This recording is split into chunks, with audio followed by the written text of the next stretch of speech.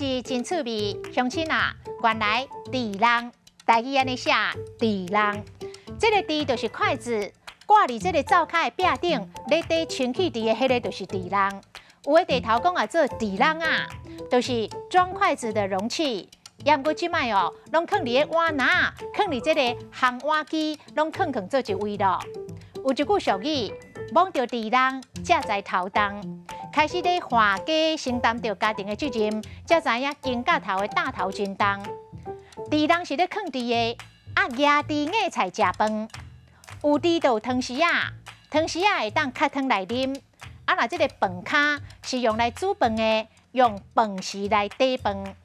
这个台语字就是安尼写的：压伫硬菜食饭，汤匙啊较汤，饭卡饭匙底饭。今仔日的台语字砧篯实在真趣味。